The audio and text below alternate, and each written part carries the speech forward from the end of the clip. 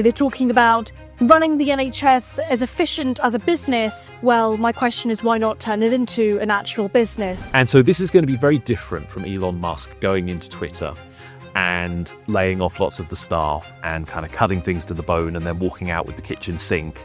I think it's worth remembering that, the overthrow of the Tsarist regime was probably a good thing for humankind as well. It's just unfortunate what it unleashed. Welcome back to the Institute of Economic Affairs podcast with me, Reem Ibrahim, the IEA's Communications Manager. Today I am delighted to be joined by Tom Clougherty, the IEA's Executive Director, and Kristian Niemietz, the IEA's Editorial Director. We bring you a current affairs podcast with a difference. We want to go beyond the headlines and instead focus on the big ideas and foundational principles that matter to classical liberals. Today, we are going to be discussing two anniversaries, the anniversary of the fall of the Berlin Wall and indeed the October Revolution of 1917. We're also going to be discussing Elon Musk's new DOGE. But first, let's talk about the National Health Service and Wes Streeting's proposed reforms. Kristian, could you tell us a little bit about what these reforms might look like? Yeah, so the idea is that they're going to publish league tables of performance or clinical performance and financial performance of various NHS trusts, and the ones that are at the bottom of the league table, or at least if they stay there for a long time, is not yet fully specified. At some point, the health department would intervene and sack the people who manage them. Now, one issue with this is none of this is really new.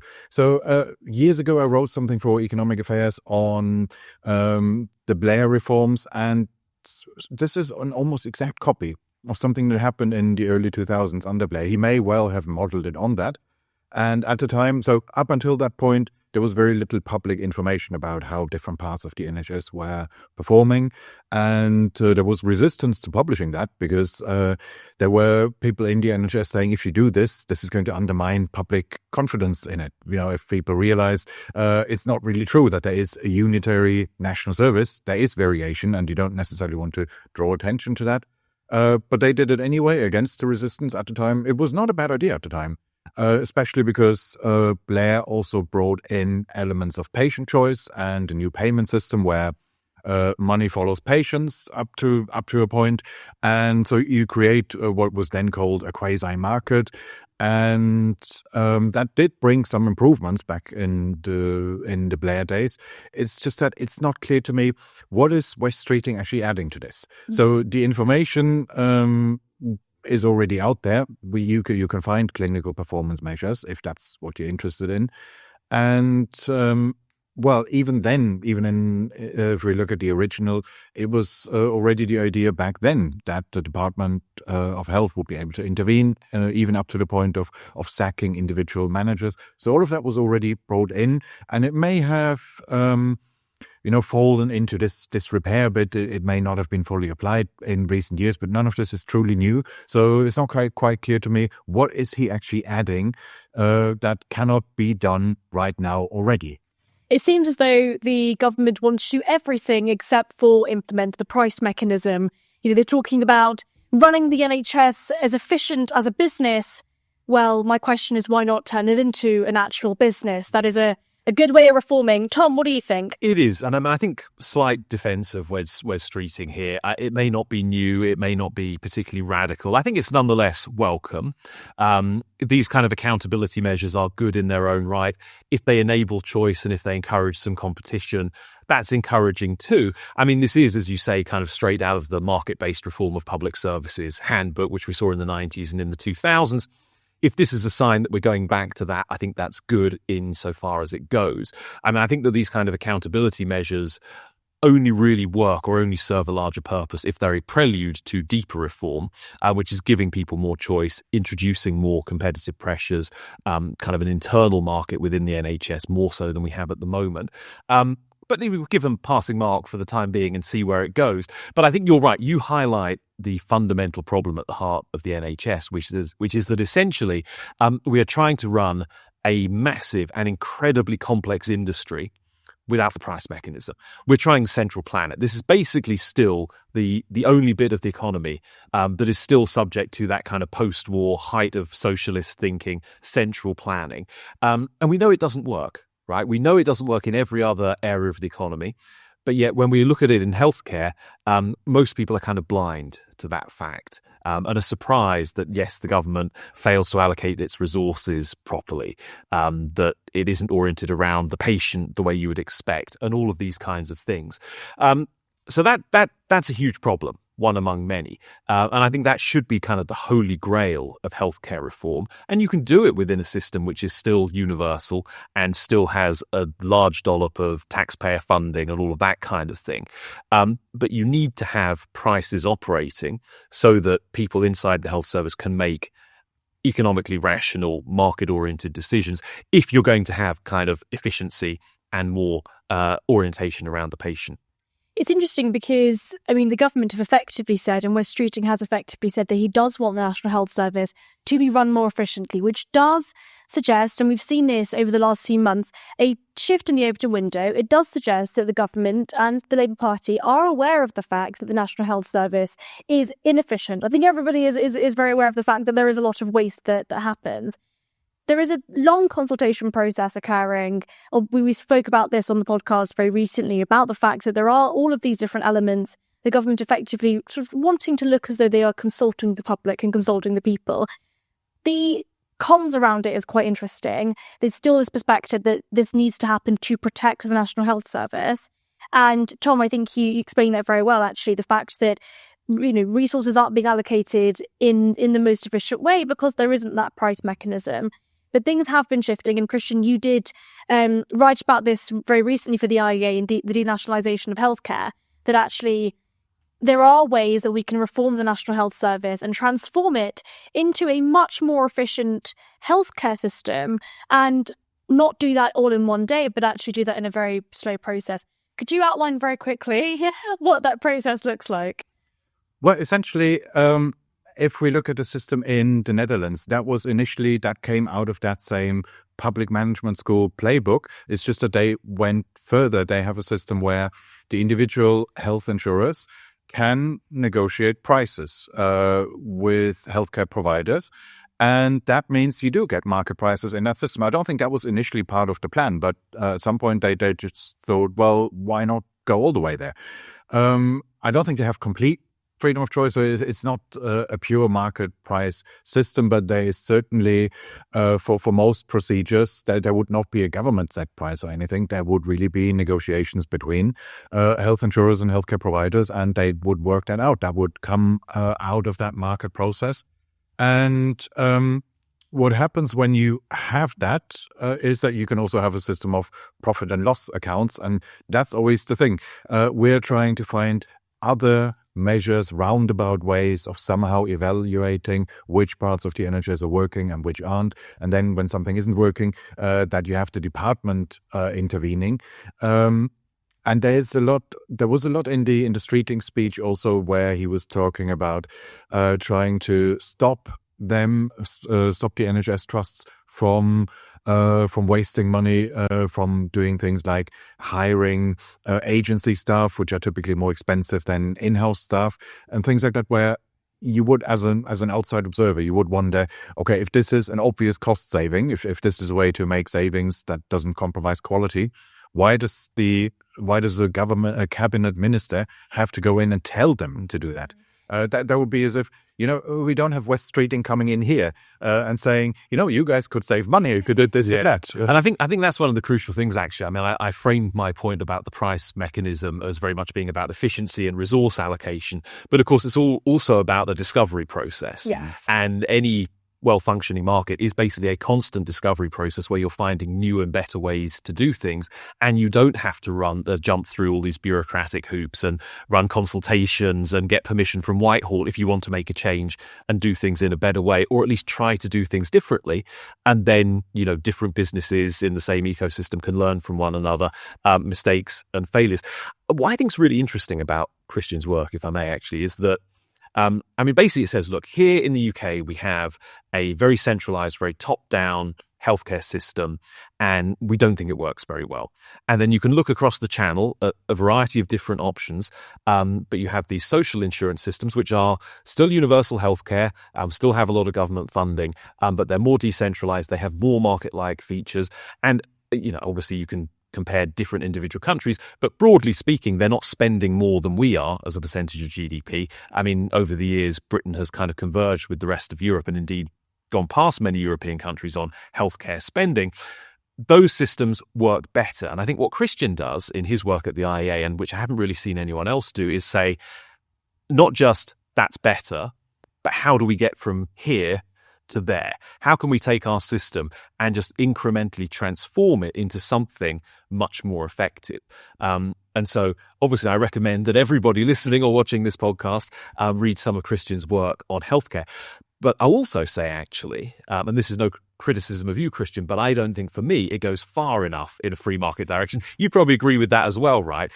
Because I think that even a social insurance system has this problem where the insurance principle is just taken much too far, where insurance applies to a vast array of different kind of procedures and interactions where it doesn't really make sense. Like, I think the point of insurance and the market role of insurance is to insure you against kind of big risks. Catastrophic risk. Well, not necessarily catastrophic, but just big unexpected expenses. Whereas I think the way that health insurance tends to work is people want it to be comprehensive and they want it to cover every eventuality. So even quite routine things, people want the insurance to cover. And okay, that's fine in a way. If that's what the market produces, then so be it. That's what people choose. But I think the problem is when you have an insured transaction, the incentives can often be quite skewed because you have, like they call this the third-party payment principle. You as the consumer, you've already paid your premium. You want as much healthcare for your premium as possible. The person providing the service often has the incentive to give you as much healthcare as possible because you're not paying for it, and they'll be compensated by the insurer. And so then you get this in America a lot, and then the insurer has to be there constantly arguing with everybody else about what is covered, what's covered, what's not covered, what they're going to pay. And when I lived in America, you see this and the wildly different prices that you get charged by the healthcare provider, and then the insurance company says, well, actually, this is what we pay. And then actually, if you say, I tell you what if I just pay cash for this? They come up with a completely different price altogether. It's like, where the heck did that come from? Yeah. And I think this is all because we have just expanded the role of insurance in healthcare way beyond where it should be. And the one system in the world, I think, where you actually have people spending their own dollars, I think there's dollars in Singapore, right, is Singapore. People are forced to save and then they spend their own money on kind of primary care, on expected healthcare expenses. And I think that works much better. It makes it a much more efficient system and it cuts a lot of the admin that kind of bedevils American healthcare out. So first step, well, maybe the first step is Wes Streeting. Step 2 is Kristian Niemietz. And then step 3, big step, is learning from Singapore and introducing a bit more direct payment or co-payments or deductibles or whatever into a social insurance system. And of course, you could just say, okay, this is the social insurance premium. And maybe it's community rated, so everyone in the country pays the same.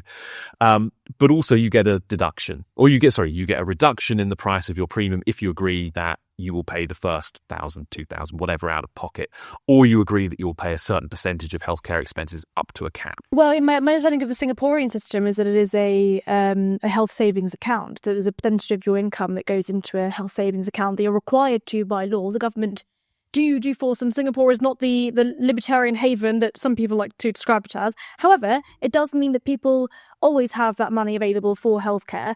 They obviously pay for insurance, but for things that they can shop around as a consumer, things like dental care, where you can shop around as a consumer and pay for it as you go and pay for it as crucially as you need it, actually there is that kind of internal market, and the same market mechanisms that we discuss time and time again are able to actually come to fruition.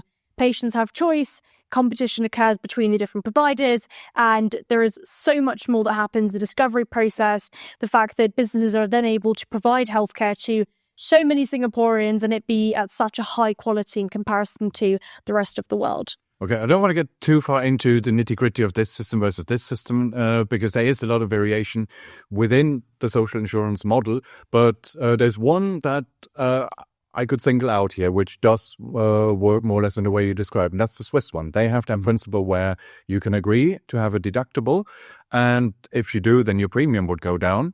And that means the first couple of visits to the doctor, you would pay out of pocket. If you go for an option like that, the principle would really be that the purpose of insurance is to make sure you don't go bankrupt, you don't have catastrophically high costs. It doesn't mean that that you are just completely insulated from the cost of medical care. So it can be whatever, 1,000 Swiss francs or so. You would the first doctor's consultation you would pay out of pocket, and if it then turns into something more complicated, where the doctor says, okay, you need another test or whatever, then the insurance protection would kick in. If it's something very routine, not a big deal, then yeah, it would be something that you pay for. So that principle exists. One problem I have with the Singaporean system is if you want formal savings accounts where you have dedicated accounts, because in the Swiss system, the people who have that option with the deductible, they wouldn't have a health savings account as such. They would just have some savings in their normal bank account because they would know, okay, my insurance doesn't cover everything. If we had dedicated accounts just for earmarked for healthcare, that a system like that could only work if for most people that's a binding constraint where, if I run out of money in that account, then that's it. And that is never going to happen here, right? Imagine you would only have to have one person where the account is depleted. Imagine the Guardian articles. That will be enough to kill off the entire system. Yeah, although I don't think it's a bad principle, whether it should work like it does in Singapore or whether it should work like health savings accounts do in America, which pretty much like a pension or an ISA. Actually, an ISA is probably a better example, where they're tax advantaged savings accounts. If you don't spend the money on healthcare, it kind of rolls over into retirement.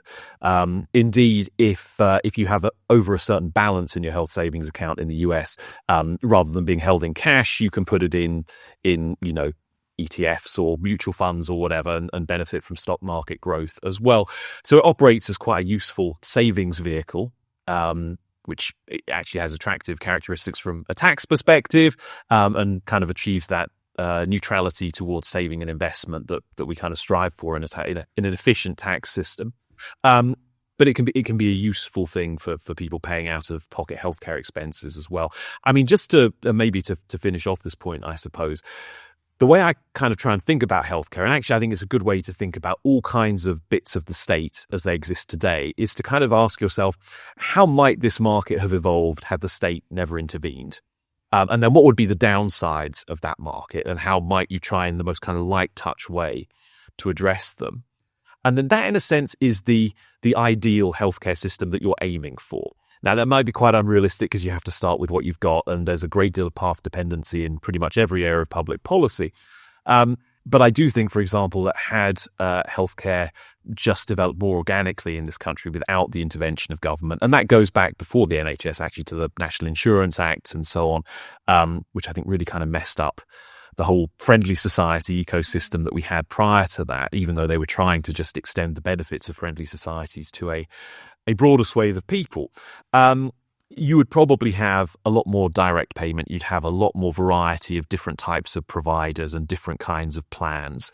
And I think you would get, as I say, a lot more direct payment for services. The insurance principle would work rather different. I think insurance, as we know it in healthcare, has a lot to do with government regulation and kind of top-down approaches to healthcare, not necessarily in Britain, but in other countries around the world. But I think it's kind of a fascinating alternative history, or just kind of exercise of imagination, because in every country, frankly, even or perhaps especially the US, the government is so involved in the provision of healthcare. If it were a market, what would it actually look like, and how much of that could we work our way back towards? Certainly an exciting thought experiment, I must say. Point being, there are many, many examples of better healthcare systems across the world that we should hopefully one day seek to emulate, and these are just some of them.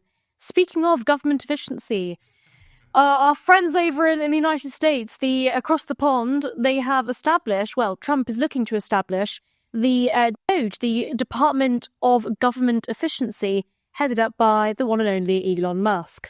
Well, there's only one of him, but there are actually two heads of the Department of Government Efficiency. This guy who was one of the presidential candidates for the Republican nomination in the primaries, Vivek Ramaswamy, I think. Hopefully I'm getting his name right there. I was sort of aware he was in the campaign at some point, but I didn't pay a great deal of attention, I have to say. So there are two of them running this, a politician and an entrepreneur. I think the first thing to say is there's some question as to how serious an exercise this is going to be, because it's not called the Department of Government Efficiency because it's a department of the federal government. It's called the Department of Government Efficiency because it aligns with a joke Elon Musk has been making on Twitter about DOGE, which is a reference to a cryptocurrency, Dogecoin, and before that, a reference to an internet meme about Doge, who is a dog that speaks in broken English. Such a bad way to name government. Like this approach. Perhaps it's as good a way as any, but I think the nub of it, A, there's kind of a joke at the heart of this, but B, it's not actually a department, so it won't have executive power. In a sense, this is going to be more than a think tank, but it's much more like having a task force, which is looking at government and talking to government departments and agencies, and then making recommendations that task force itself doesn't have any power to implement. And so in some cases, yes, they'll be coming up with things and you guess that the presidential appointees in charge of executive agencies, they'll be able to make some cuts or make some efficiencies themselves. But probably any big savings that they come up with are going to have to go through congressional processes in America. And so this is going to be very different from Elon Musk going into Twitter and laying off lots of the staff and kind of cutting things to the bone and then walking out with the kitchen sink for all the newspapers and stuff. It's obviously quite tempting to think that you could take that kind of approach to government. Maybe you should be able to take that kind of approach to government. Maybe it's bloatedness and lack of efficiency. But it is testament to the fact that you just can't do that in the public sector. So it doesn't have the same kind of private sector efficiencies and so on. But I'm not sure. I'm not sure that it's going to work.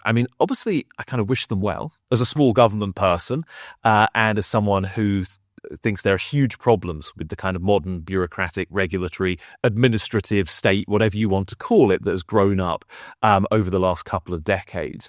Elon Musk, I think at one point said he wanted to cut $2 trillion from the federal budget. So the annual budget is about $6 trillion. So assuming he was talking in annualized terms, and again, that's not totally clear because a lot of this has been, so far the discussion has taken the form of jokes on social media rather than sort of hardcore policy making. But let's say he's talking annualized terms. That's a third of the federal budget.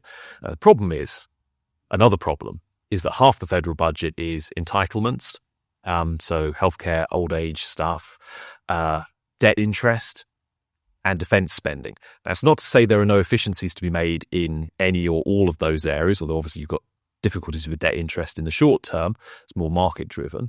But it's going to run into political reality very quickly. If you're trying to load all of the cost savings onto the other half of expenditure, you're probably going to have to go way beyond closing down a few agencies and laying off a few staff or a few tens of thousands or even hundreds of thousands of staff, right? So this is very difficult stuff. Nonetheless, I think it's going to be fascinating to see how someone like Elon Musk, who is obviously like one of the greatest entrepreneurs and one of the greatest minds in the world, and has these incredible business ventures, can he apply that same thinking to government in a way that leads to productive outcomes? Watch the space, I guess, would be my take.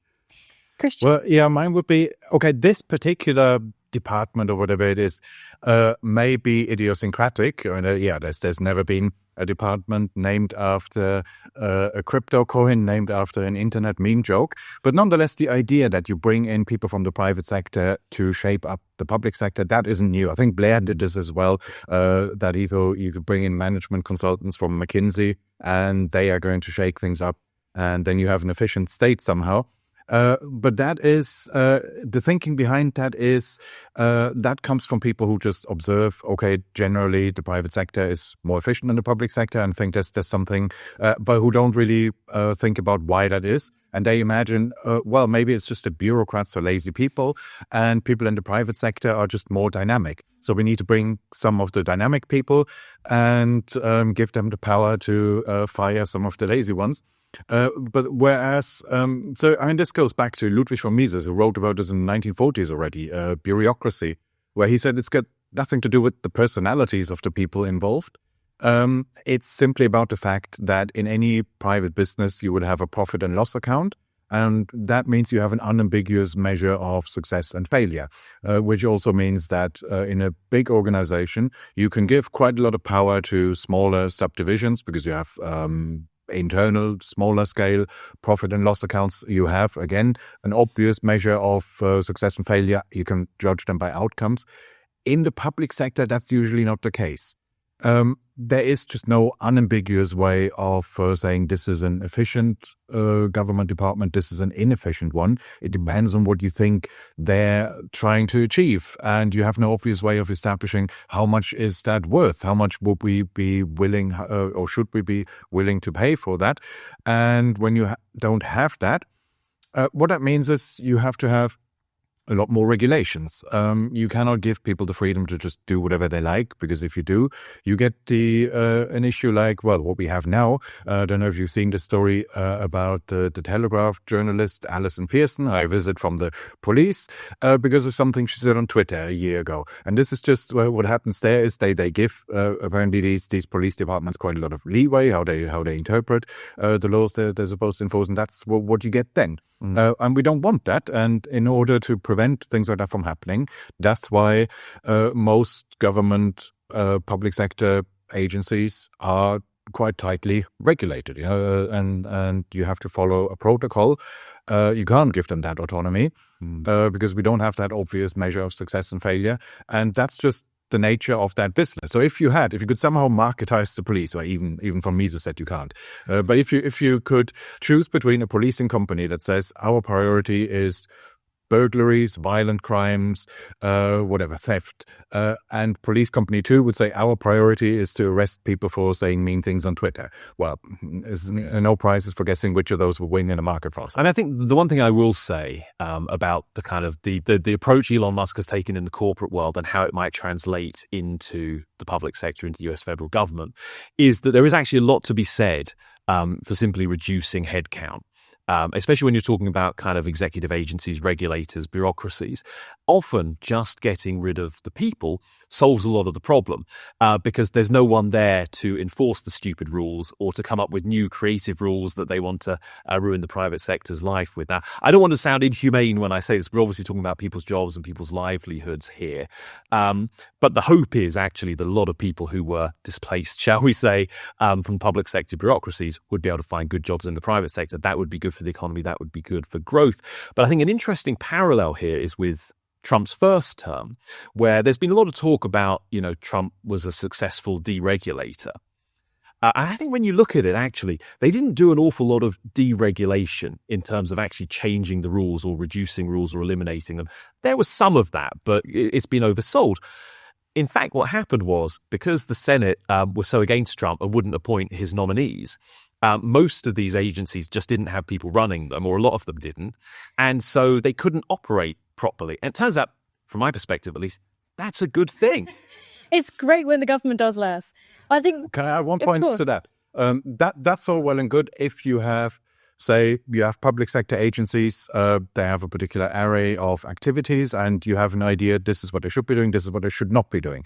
Then you don't need profit and loss accounts or anything. Then you can just say, okay, these are the things that I just don't want these agencies to do, and I fire everyone who does that right now, and then problem solved. And that was more or less, Elon Musk when he took over Twitter. It's not that he knew all the details about the day-to-day operations of the business. He very much came from the outside, but he just knew that Twitter had too many content moderators. So that was part of his whole idea, that he wanted to make it a free speech platform. And what that meant was that if you implement his approach, his vision of what Twitter should be, you need far fewer content moderators. That's why he could go in and from day one say, okay, a lot of you are just not going to be needed anymore now. That's all well and good. If you have specific functions in mind that you think are not essential, should not be performed at all, it's much trickier if you try to make an organization do the same things that it does now, but just more efficiently. Yeah. I think these are really, really interesting parallels with the private sector. And of course, this does come back to public choice theory, ideas that people like Gordon Tullock and James Buchanan have been writing about for a very long time. But that principle that we shouldn't be treating individuals differently in the private sector and the public sector. Their incentives largely do remain the same. A government official doesn't become a different person when they start shopping at Sainsbury's. You know, they are still a human being with incentives, and those incentives matter, especially when thinking about political economy. Let's move on now to a blast from the past. We're going to be talking about two different anniversaries that have come up very recently. So we had the anniversary of the 1917 October Revolution. I was talking about this with you, Tom, where we said, it's in October, but of course, because of the different calendar months in that period of time during in Russia, it means that it lands in November for our calendar. What's really interesting is, of course, 1917, the October Revolution, the start of effectively one of the most authoritarian regimes that we've seen, at least very much so in recent history. And we also had the anniversary of the fall of the Berlin Wall. Kristian, do you remember the fall of the Berlin Wall? Am I calling you old? Very vaguely, yeah. I just remember adults talking about it. And I remember, and this must have been a year later, must have been post-reunification, that we had at school, we had to learn the names of 5 new states and 5 new state capitals. Wow. I had no idea what it meant. So it was just, we moved house at the time, but only 5 kilometers or so outwards. But since we were new in that postcode, I do remember people asking, "Are you guys from the GDR?" I said, "No, I have absolutely nothing to do with that." I'm from around the corner. What do you think is the significance, Tom, of these anniversaries? I mean, the fact that we have the anniversary of what was the start of one of the most authoritarian regimes that we've seen in recent history, but also the fall of said regime and what that has meant for our perspectives on ideologies like socialism. Yeah, I mean, first of all, I think I do remember the fall of the Berlin Wall. I mean, I was very young, and this may be one of those imagined things where I became kind of a fierce anti-communist later in life. Obviously, I've been planted the origin story. But it may be an origin story, but I can remember it was the second house I've lived in as a child, seeing it on TV and my parents being very interested in it. And of course, to me, it was just, they're taking down a wall. How exciting. But I do sort of vividly remember that and the sense that it was something exciting and important that was happening. And of course it was. I mean, it was emblematic of sort of what was starting to happen and what would come, which was the fall of the evil empire, the Soviet Union. And I think it did, when you look back, it ushered in a really great era, actually. I mean, I think you can say that probably kind of from the British perspective, from the doldrums of the 70s into a very kind of dynamic but also very volatile 1980s, and then with the end of communism and a move into a much sort of calmer, more consensual era, I guess the era of the neoliberal consensus, or whatever you want to call it. When you look back now, I think you can say those times were pretty good. And it's something you talk a lot about, Kristian, Francis Fukuyama, with the end of history and everything, and this glorious idea that Western values had won. And that in some sense it was a permanent victory. Now, it was not that everyone was going to suddenly be like libertarian and the Rothbardians would be cheering or anything. But basically speaking, liberal democracy, free markets, probably kind of a mixed regulated economy, but definitely very much a kind of appreciation that free enterprise was the way to go, even if you did still have a relatively big state alongside that. And effectively, most political parties in most countries sort of coalesced around that idea. And oddly, when I kind of think back to that period, and we probably both started doing public policy work in the UK kind of in the mid-2000s, I can remember being very frustrated about it, and people would say, you can't get a cigarette paper between Labour and the Conservatives. And when you look back, you think, was that really so bad? In a way, that consensus, it might not have been everything that we wanted, but it was probably a lot of what we wanted. And the kind of the avenues towards free market change, I think, were very clear. It was sort of what we talked about before, actually, market-oriented public service reform, kind of tax reform and stuff. The terrain of politics was fairly well known, and the battle of ideas, although it's always a battle, like there are no permanent victories, but the terrain over which you were fighting, I think, seemed pretty clear. Now, I guess, again, whether it started with 9/11 or whether it really started with the financial crisis, or whether the 2000s were really a kind of slow slipping away of that kind of post-Berlin Wall neoliberal consensus, but it only became apparent to us after the fact. I'm not so sure. But we're clearly living in a very different world now. And I think from our perspective, from people who are excited about the idea of radical change and really want to see a much kind of more fundamental role for markets than even that neoliberal consensus would have accommodated, there are opportunities, but there are also huge threats at the moment to our worldview. Well, yes, absolutely. I missed the end of history. And yeah, it was a golden period and we didn't even know it at the time. But yeah, I've had another look at the 1989 Fukuyama paper and wanted to check how well did it age. I said on a blog it's aged in a non-linear way. So for a long time, I guess if you had read it in 2000, well, let's say 10 years ago, you would have thought, well, this is still basically true today. Which, well, if it is the end of history, then it should be, because it shouldn't matter when you read it. The idea being that this is a new permanent settlement. Nowadays, it's very different. So what Fukuyama meant by the end of history wasn't that there's nothing interesting that's going to happen anymore.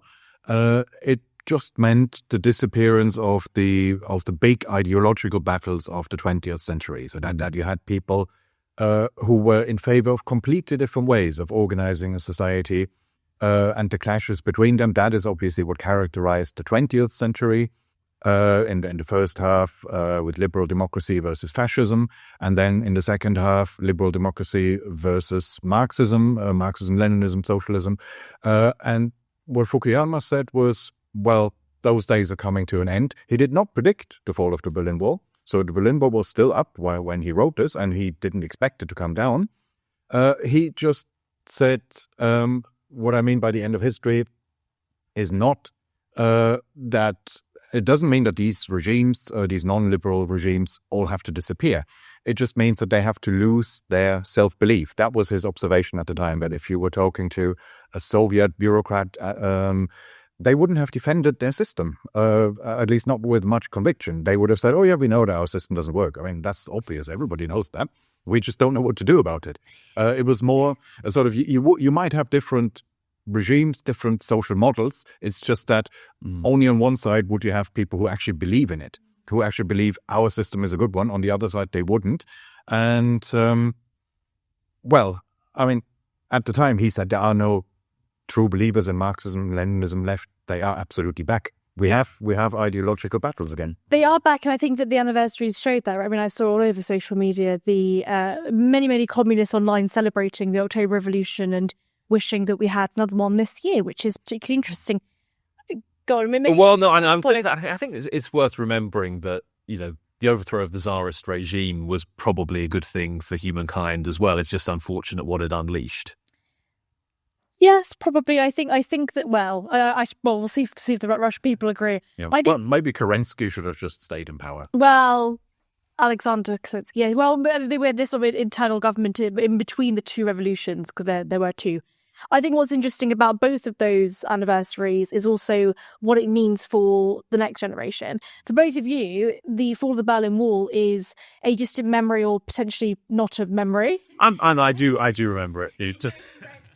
For my generation, maybe using that as an urban redevelopment measure. Possibly. I remember that, and then I remember John Major becoming leader of the Conservative Party. For some reason, those are two early political or current affairs memories. You remember those things. I was born in 2002, and so for me, yes, we remember. So for someone like me, and for my generation, the memories of the Berlin Wall, but crucially the memories of what happened before the Berlin Wall fell down, and the memories of socialism, the horrendous occurrences over that side of the Iron Curtain, and also what happened afterwards. I mean, one example that I quite enjoy is with Poland and the Bolshevik reforms. And after the fall of the Berlin Wall, they really did liberalise economically, and it meant that Poland's GDP grew enormously. The lives of Polish people improved enormously. And this is an example that occurred across Eastern Europe and Central Europe. Crucially, my generation have no memory of that. And so it's up to us, I think, to discuss these ideas and ensure that history is indeed remembered. And on that note, thank you both for joining me, Tom and Kristian, and thank you to all of you for watching or listening. If you are interested in checking out more of the IEA's work, check out insider.iea.org.uk.